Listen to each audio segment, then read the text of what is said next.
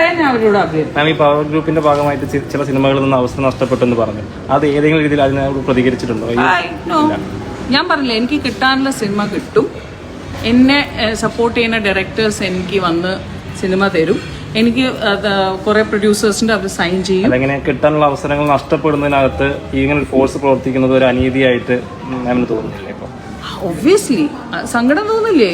8-9 പടത്തിന്റെ signing amount കിട്ടിയിട്ട് വെട്ടി വിഴുങ്ങിയ ആളാണ് ഞാൻ. അതിപ്പോ എത്ര വർഷമായി? 10 വർഷം, ഓൾമോസ്റ്റ് 8-9 years ആയി. പക്ഷെ എന്നോട് ആരും തിരിഞ്ഞു നോക്കിയിട്ടില്ല. അപ്പൊ ഞാൻ ആലോചിച്ചു, അങ്ങനെ ഒരാൾ സൈനിങ് എമൗണ്ട് തന്നിട്ട് അത്ര വലിയ ബഡ്ജറ്റായ സിനിമകളല്ല നമ്മൾ കേരളത്തിൽ ചെയ്യുന്നത്. അപ്പൊ അത്ര പൈസകൾ ഇപ്പൊ അങ്ങനെ മാറ്റി അനുഭവങ്ങൾ ഇഷ്ടമുള്ള നടിമാരില്ല. ഇപ്പോൾ ഇങ്ങനെ നിലപാട് പറഞ്ഞ കുറെ പേര് ഇതിന്റെ പേരിൽ തന്നെ മാറ്റി നിർത്തപ്പെടുന്ന സാഹചര്യം ഇപ്പോഴും. എല്ലാവർക്കും എന്റെ പോലെ ഹാൻഡിൽ ചെയ്യാനുള്ള ഒരു ഇതുണ്ടാവില്ല. ഞാൻ വീണ്ടും പറയുന്നത്, ഫാമിലി സപ്പോർട്ടാണ് എന്റെ ഏറ്റവും വലിയ ബലം. മേഡത്തെ ഇപ്പൊ അങ്ങനെ മാറ്റി നിർത്തിയേക്കാണോ? എന്നെയോ? ഞാൻ നിങ്ങളുടെ കൂടെ നിൽക്കില്ലേ? നിങ്ങൾ എന്നെ മാറ്റി നിർത്തോ? ഇല്ല, നമ്മൾ മാറ്റി നിർത്തുന്നില്ല. പിന്നെ നിങ്ങൾ എന്നെ സപ്പോർട്ട് ചെയ്യോ? സൂപ്പർ പവറുകൾ എന്നെ പറ്റി എന്തെങ്കിലും മോശമായ എന്തെങ്കിലും കാര്യം പറയോ? ഇല്ല. Good boys. അല്ല, ഇതിനകത്തൊരു ഒരു സംശയത്തിനോട് ചോദിക്കും. ഇപ്പൊ ഇവര് മാറ്റി നിർത്തുകയാണെന്ന് പറയുന്നത്, അപ്പൊ ഒരു കുറച്ച് പേരായിരിക്കും. അവരെങ്ങനെയായി മാറ്റി നിർത്തുക? സംശയം കൊണ്ട് നിർത്തിയാലും ഏതെങ്കിലും ഒരു പ്രൊഡ്യൂസർ ഡയറക്ടർ എനിക്ക് വേണ്ടി വെയിറ്റ് ചെയ്യണ്ടാവും അല്ലേ?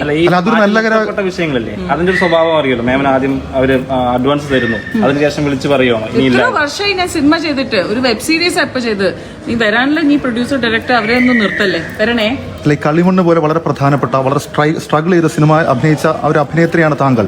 ആ താങ്കൾ ഈ ഇൻഡസ്ട്രിയിൽ നിന്ന് അങ്ങനെ മാറ്റി നിർത്താൻ കഴിയുമോ എന്നുള്ളതാണ്. അല്ല, അപ്പോ കളിമണ്ണിനെ ഒതുക്കാൻ കുറെ ആൾക്കാർ നോക്കിയല്ലോ.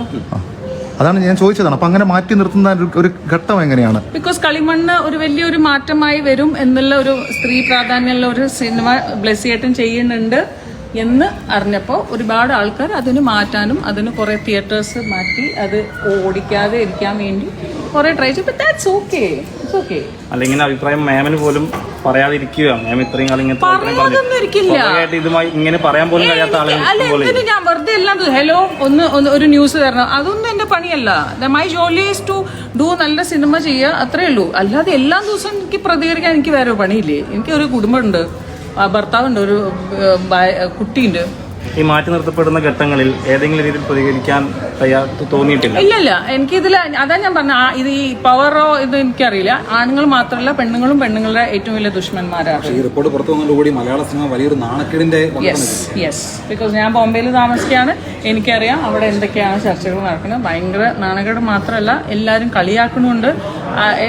പക്ഷെ ഈ മാറ്റത്തിന് ഒരു വലിയൊരു അഭിനന്ദനങ്ങളും എല്ലാവരും പറഞ്ഞിട്ടുണ്ട്. Thank you.